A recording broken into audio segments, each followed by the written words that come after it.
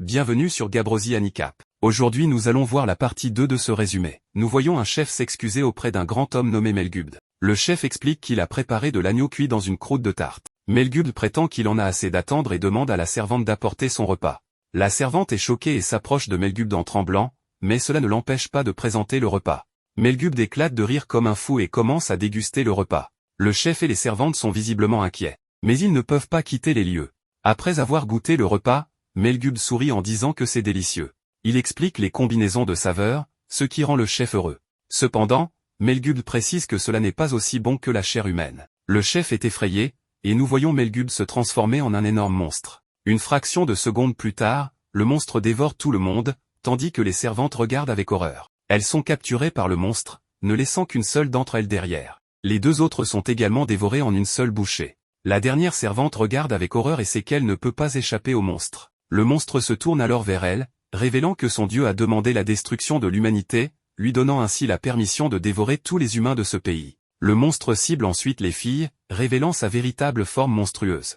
La magicienne crie de peur, mais c'est un peu trop tard. Pendant ce temps, dans la ville principale, nous voyons Saïd courir à travers les rues. Il tranche des branches d'arbres en mouvement et remarque que l'arbre est gelé. Il réalise qu'un dragon est derrière tout cela, bien que les dragons ne puissent normalement pas attaquer pendant la journée. Cependant, ce n'est pas ce qui se passe en ce moment. Ensuite, nous voyons Léo couper à travers des arbres. Elle a déjà vaincu 10 d'entre eux, mais cela ne semble jamais finir. Elle entend ensuite une explosion dans une rue voisine, mais se concentre sur Ragna, car il est retenu par des branches. Elle se précipite pour le sauver, mais elle est soudainement attaquée par des branches. Sensibilisée au danger de Léo, Ragna se réveille en l'appelant et libère son pouvoir. Son pouvoir est si puissant que même le monstre Melgubd que nous avons vu précédemment remarque sa présence.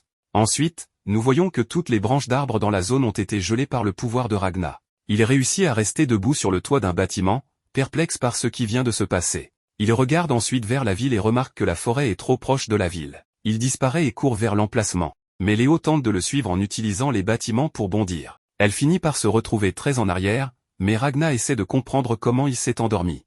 Il se plaint de s'être senti tellement soulagé d'avoir sauvé Léo qu'il a baissé sa garde. Il sait que le danger n'est pas terminé et qu'il ne peut pas se pardonner pour ce qui s'est passé. Il accélère sa vitesse jusqu'à ce qu'il rencontre à nouveau le monstre vu précédemment. Le monstre lui dit que c'est sa propriété privée, mais Ragna l'ignore et le frappe au visage avec un coup de pied. Le monstre est projeté en arrière. La servante qui est toujours en vie est confuse quant à ce qui vient de se passer. Ragna se tient immobile et explique sa malédiction, si quelqu'un s'approche de lui, il sera tué par les dragons, en particulier parce qu'il a vu la même chose se produire dans le futur. Il se demande comment empêcher que cela ne se produise et réalise que la seule solution est de tuer tous les dragons. Il déchaîne son aura meurtrière et promet d'exterminer tous les dragons de ses propres mains. Cependant, il doute toujours qu'il puisse le faire, car son futur lui-même a échoué. La servante lui demande si ça va, et il revient enfin à la réalité. Il lui demande ce qu'elle fait là, mais elle ne sait pas comment expliquer. Il pense qu'elle est là pour le retrouver, mais elle est confuse.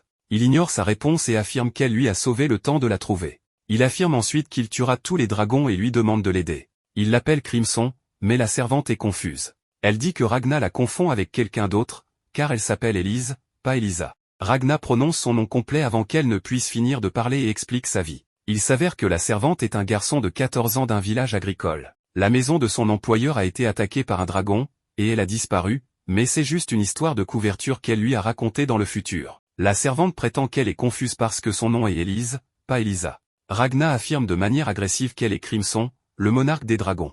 Elle est la première place d'une aile du monarque ailé. Il révèle qu'elle est une ancienne progéniture du sang du dragon et une traîtresse pour les dragons simplement parce qu'elle a essayé de tuer le dragon supérieur. Il explique ensuite qu'elle a lié le futur au présent et a transféré le pouvoir de son futur lui-même à sa version actuelle. L'objectif de Crimson est tout simplement d'éradiquer tous les dragons, y compris elle-même, mais il ne sait pas pourquoi elle le veut. Il tend la main et lui demande de l'utiliser, car il veut la même chose. Il explique que leurs futurs eux-mêmes n'ont pas pu accomplir la mission. Mais cette fois-ci est différente. Élise tend la main, mais elle lui donne une gifle. Ragna est confus, mais Élise se met à pleurer parce qu'il l'a non seulement appelé un homme, mais il l'a aussi appelé un dragon. Ragna est assez confus, mais Léo arrive à ce moment-là. Elle dit que Ragna est trop rapide et demande s'il a déjà traité avec les dragons. Soudain, l'autre monstre apparaît, assez agacé par le coup de pied que Ragna lui a donné. Il prétend être le 8e du classement des dragons et attaque Ragna en promettant de le dévorer. Ragna invoque une étrange boule et la lance dans la bouche du monstre. Ensuite, il s'enfuit rapidement avec Léo dans ses bras, et le monstre explose de l'intérieur. Nous voyons Élise le regarder en cachette, probablement parce qu'elle mentait il y a un instant. Ragna laisse ensuite Léo descendre, et elle lui dit qu'il est devenu aussi fort qu'elle le disait, bien qu'elle ne s'attendait pas à ce que cela arrive si tôt. Elle prétend que cela sera difficile pour elle de le rattraper, mais Ragna se met simplement à marcher. Il ignore ses affirmations et lui demande de mettre les habitants de la ville en sécurité et de franchir la frontière. Elle lui demande pourquoi, mais il dit qu'il doit rester pour s'occuper de quelque chose. Elle refuse parce qu'elle veut rester avec lui, mais il essaie de la persuader de ne pas rester, car les choses seront dangereuses. Elle prétend qu'ils sont des chasseurs de dragons et qu'ils devraient déjà être habitués à cela. Elle demande pourquoi il essaie de la laisser derrière, et il dit qu'ils devront simplement travailler séparément pendant un court laps de temps. Elle s'énerve et lui dit qu'il doit faire ce qu'elle lui ordonne de faire. Ensuite, elle s'excuse de l'avoir grondé, mais Ragna réalise que c'est la première fois qu'elle perd son calme. Il la voyait toujours comme quelqu'un de fort, calme et sachant ce qui est juste, mais il oubliait toujours qu'elle n'était qu'une enfant de 12 ans.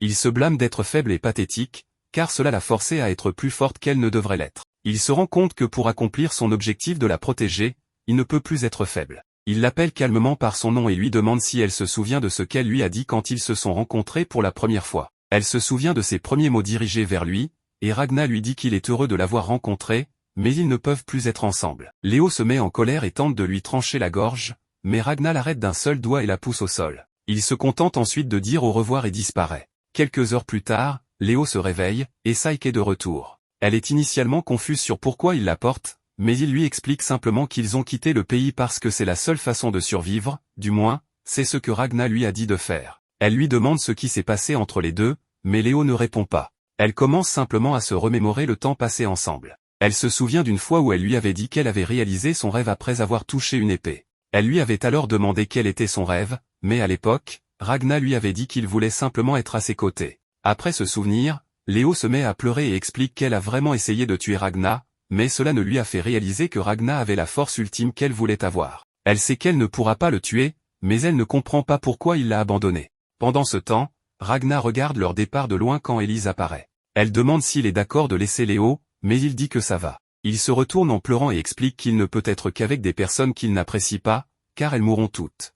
Élise prétend qu'elle rentrera chez elle, mais Ragna l'appelle toujours Crimson. Elle dit que si elle était un dragon, elle mourra dès que la lumière du soleil la touchera. Ragna explique que les pouvoirs de monarque des dragons d'Élise sont bloqués, elle ne peut à peine utiliser aucune force de dragon, mais ses faiblesses sont également parties. Elle l'ignore et lui souhaite bonne chance, prétendant qu'elle est simplement une fille. Ragna affirme carrément qu'elle peut changer de genre et d'âge quand elle le souhaite. Elle le nie et s'éloigne. Ragna réfléchit à la manière dont il peut gagner sa confiance, se souvenant des paroles de Crimson de son futur lui expliquant qu'elle ne lui ferait pas confiance immédiatement. Soudain, Ragna se trouve devant Élise et prétend qu'il sait lire et écrire. Il explique ensuite tout ce qu'il peut faire, en particulier parce qu'il a dû le faire pour Léo. Élise est clairement confuse, mais il continue à expliquer tout ce qu'il peut faire. Élise lui demande pourquoi diable il dit tout cela, mais il continue à expliquer que tout ce qu'il a fait pour Léo, il le fera pour Élise. C'est pourquoi il devrait s'unir et éliminer les dragons.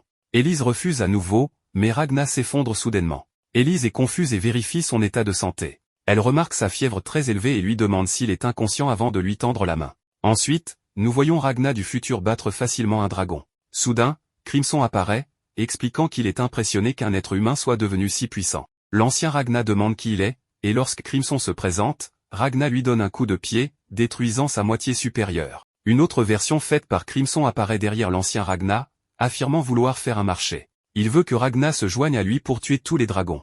L'ancien Ragna lui tranche la tête. La véritable version de Crimson attrape la tête, expliquant qu'il peut lui apprendre à utiliser sa véritable force. Le Ragna actuel se réveille en face d'un feu qu'Élise a fait. Elle explique qu'elle n'a pas pu laisser derrière l'homme qui l'a sauvé. Ragna est confus, car il s'est endormi, se demandant si son corps n'est toujours pas habitué à son pouvoir. Il demande à Crimson ce qu'il en pense, mais Élise répond à la place. Elle affirme qu'elle n'est pas Crimson et lui demande si ce que le dragon a dit sur la destruction du royaume est vrai. Ragna le confirme et explique que c'est la raison pour laquelle ils doivent chasser tous les dragons maintenant, mais d'abord il doit tuer le monarque ailé qui les dirige. Élise demande s'il plaisante. Mais Ragna prétend que leurs futurs l'ont déjà fait, 20 ans dans le futur, mais cette fois-ci ils le feront encore plus rapidement parce qu'ils se sont déjà rencontrés. Élise se tourne et pense à la façon dont Ragna connaît sa véritable identité de Crimson.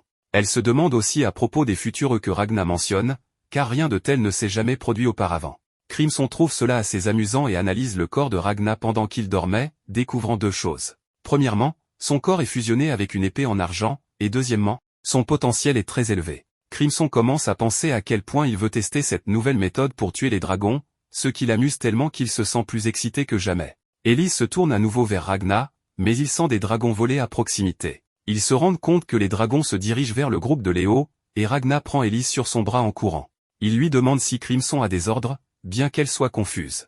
Il affirme qu'il obéira à n'importe lequel de ses ordres. Crimson trouve cela intéressant, mais lui dit simplement d'exterminer les dragons. Ragna accélère encore plus et saute dans les airs. Il donne un coup de pied à un des dragons, attirant l'attention des autres. Il libère son aura, créant plusieurs lames autour de lui. Les dragons essaient de l'attaquer un par un, mais Ragna utilise les lames pour les poignarder et les geler sur place. Crimson prend une des épées pour les analyser. Même si elles semblent cassées, elles peuvent geler un dragon d'un simple contact. Crimson pense que ces épées ont suffisamment de pouvoir pour tuer les dragons supérieurs. Il considère que le pouvoir de Ragna est quelque chose que personne ne devrait avoir, mais il pense qu'en contrôlant une armée qui utilise ces épées, il pourrait faire de sérieux dégâts. Crimson vomit et fait claquer des doigts, et la flaque de vomi attaque le dragon et commence à se combiner. Ragna se rend compte que Crimson avait un slim dans son estomac lorsqu'il le voit passer devant lui. Crimson décide alors de révéler sa véritable forme et dit au dragon de mourir. Le slim dissout les dragons, et Crimson regarde Ragna. Il accepte de faire équipe avec lui sous une condition, Ragna doit boire un poison spécial qui ne s'activera que s'il essaie de le trahir. Crimson continue à expliquer longuement, mais Ragna l'avale rapidement. Crimson est confus et demande pourquoi il l'a fait si vite. Ragna répond que c'est parce qu'il doit protéger tout ce qu'il est destiné à perdre, il exterminera tous les dragons pour s'assurer que cela se produise. Crimson utilise ensuite les os de dragon pour créer un immense trône et prétend qu'ils tueront le dieu dragon et chasseront chaque dragon.